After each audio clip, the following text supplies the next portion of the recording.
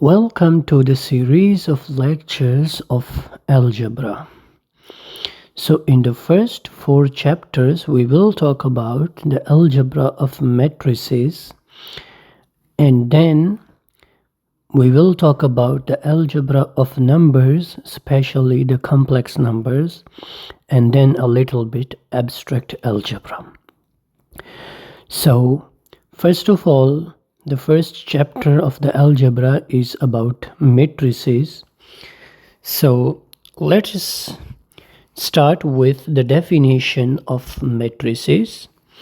So a matrix is a rectangular array of numbers arranged in rows and columns. So whenever you arrange numbers in rows and columns, so you will get a matrix. For example, suppose you have a matrix, you call it A, and we have to arrange the numbers in rows as well as matrices. So the horizontal lines we will denote by rows, this way, this way, this way, and the vertical lines this way, this way, this way will be considered as the columns. So in the first row and the first column, we suppose that the number is A11. So the index below A, indices 1, 1 denotes the first row and the first column. And similarly, the second element of this row is A12, means the second element is in the first row and the next column, the second column. And similarly, I will write A13 up to so on, blah, blah, blah. Suppose I have n different elements in the first row. So you will say the last element would be A1n. Okay. So I have written the first row. Now we will go to the next row, which is called row 2. So for the row 2, I will write the first element to be A21, and the second element should be A22, and the third element should be A23 up to so on, and the last element would be A2n.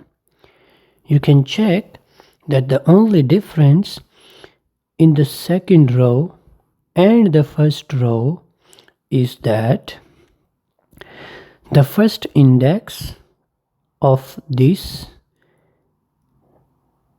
each entry, you can check the first index of each entry in the first row is 1, while the first index of each entry in the second row is 2. Okay, so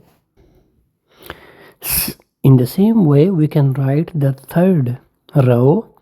So what you will do, you will just change the first index of each element by 3 and up to so on.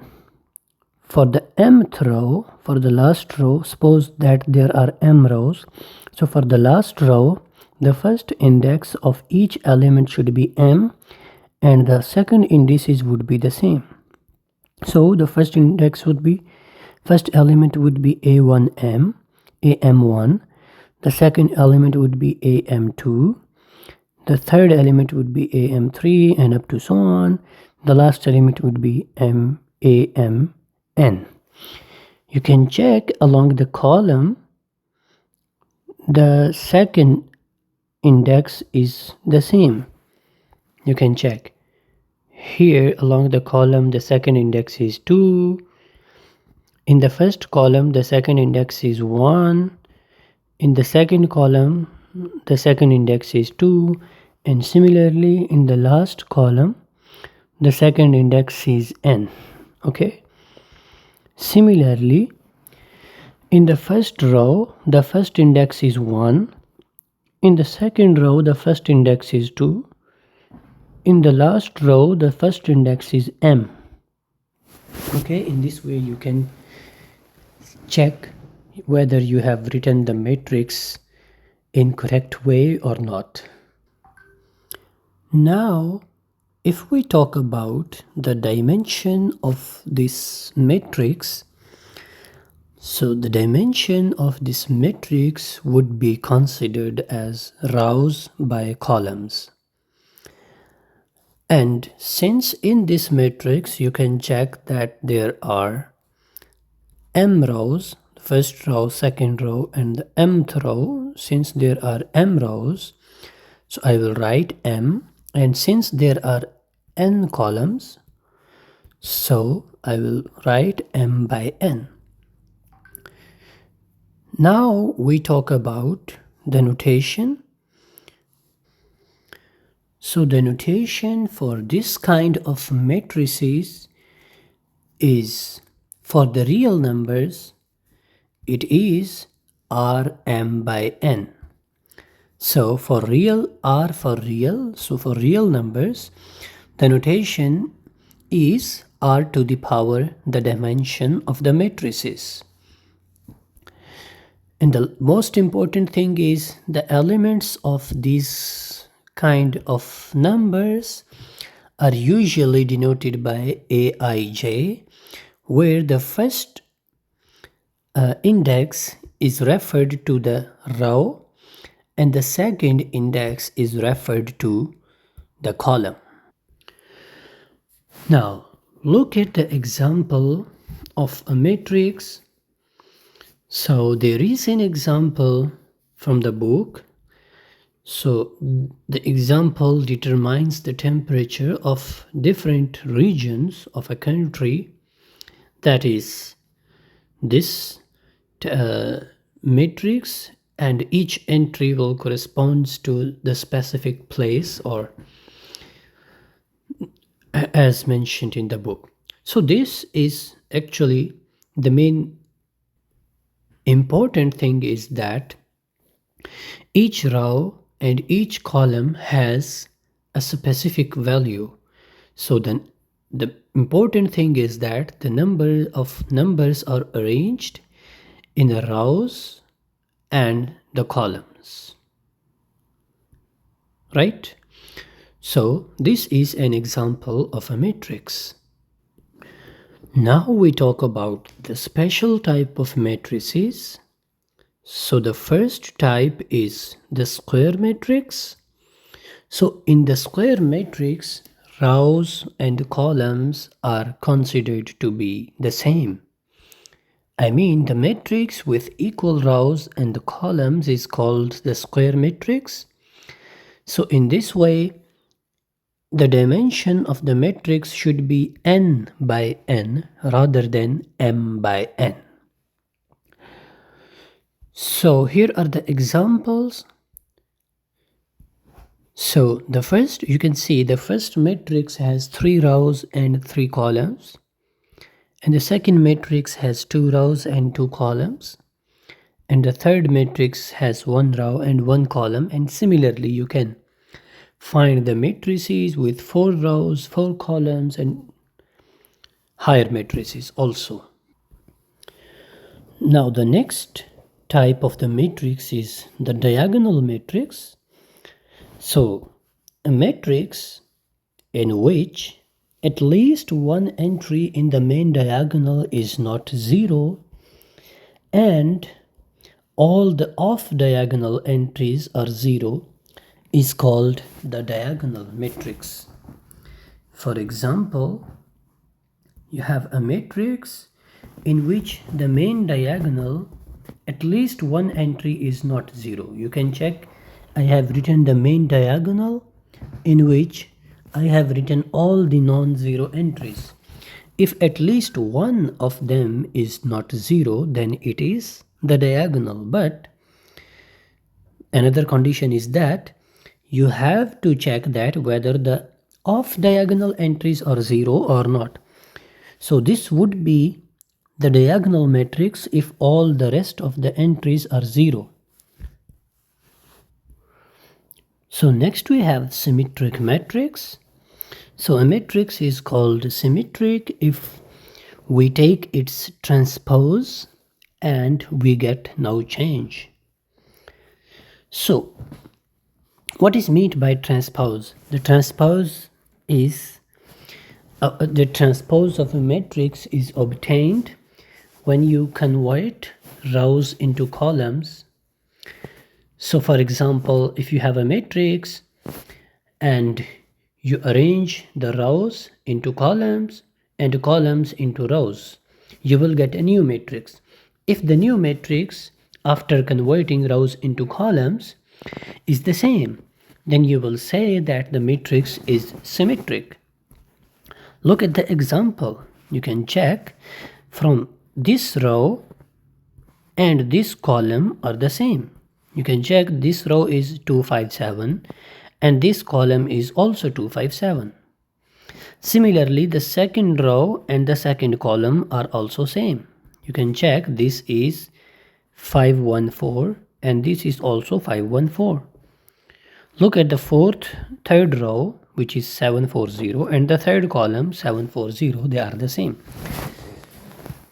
So if this is the case, the first row and the first column, second row and the second column, third row and the third column, and fourth row and the fourth column, nth row and the nth column are same, then you will say that such matrix is symmetric matrix, because whenever you will convert this row into this column, you will get no change because they are same.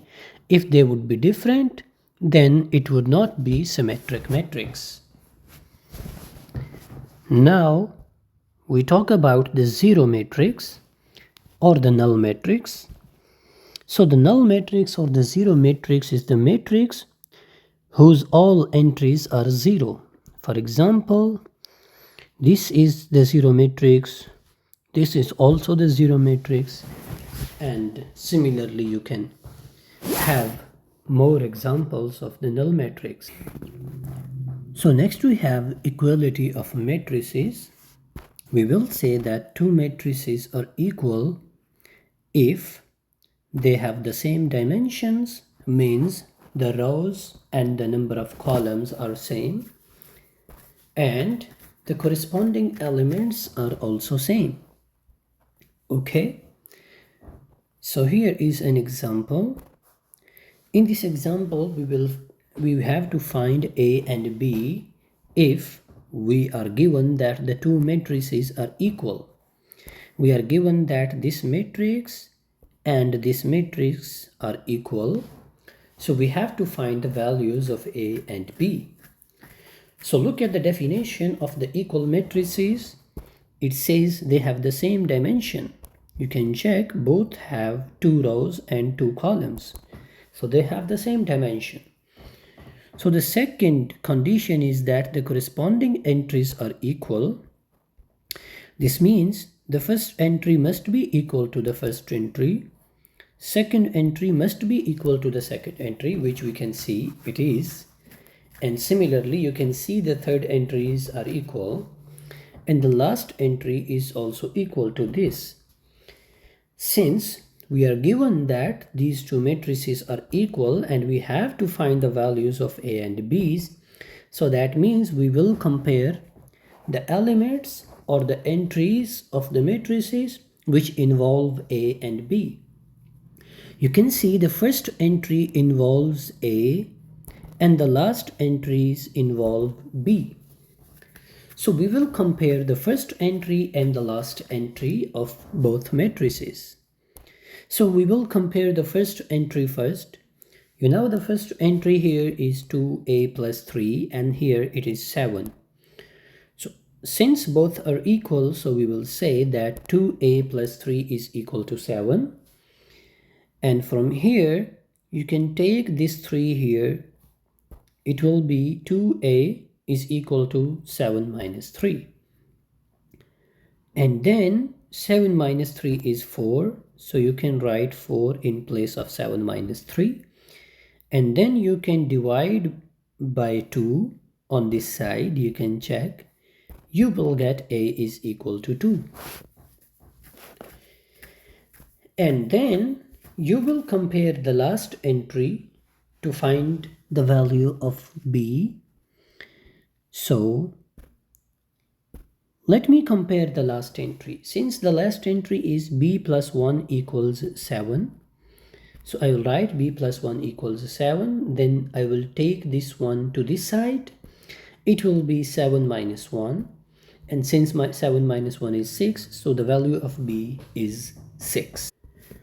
So next we have the transpose of a matrix. So as I have already mentioned that in order to take the transpose, you have to convert rows into columns.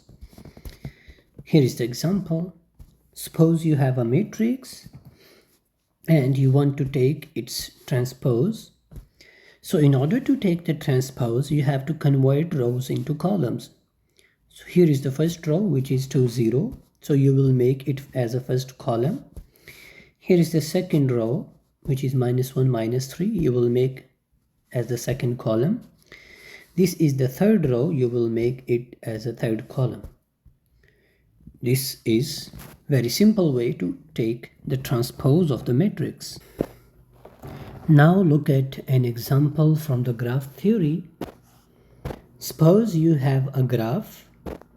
So in the graph theory, we make a graph by first writing the vertices or the corners. You can call them the vertices or the corners.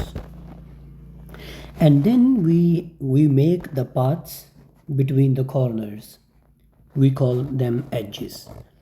So suppose there is a path between H and M.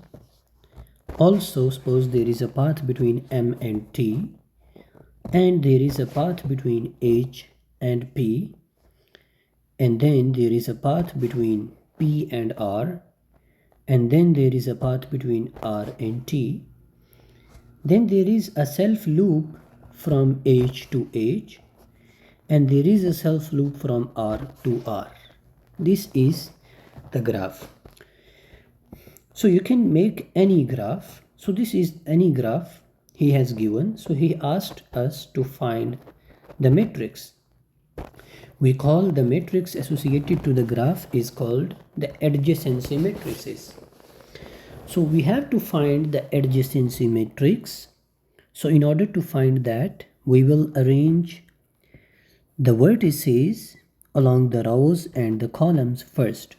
Suppose you have arranged the vertices along the row. The sequence can be any. You can take any sequence. I have taken H, M, P, R, T. You can take any sequence. It's up to you. But once you have taken this sequence, you have to write the same sequence along the column also in this way. H, M, P, R, T, H, M, P, R, T. So once you have fixed the sequence, now you are supposed to have the same sequence here. Now, what to do? Again, let's make the graph here and we will check whether this H and this H are connecting to each other or not. I mean, if you will check, is there a path from H to H? You can check, yes, there is a path from H to H, which is this one, right? So if there is a path, you will write 1, otherwise you will write 0. Now check, there is a path from H to M. Yes, there is a path, you can check, this is the path, you will write 1. Now check, there is a path from H to P. Yes, there is a path, this is the path, you can check. So I will write 1. Now let's check, there is a path from H to R. Since there is no path from H to R, so I will write 0. So the next one is H to T. Since there is no path from H to T, so I will write 0. Because H to T here, there is no path. I am talking about the direct path, okay, not indirect path. Similarly, you will fill all the rest of the spaces. So this is the matrix which is called the adjacency matrix. So the adjacency matrix corresponding to this graph is this. See you in the next video.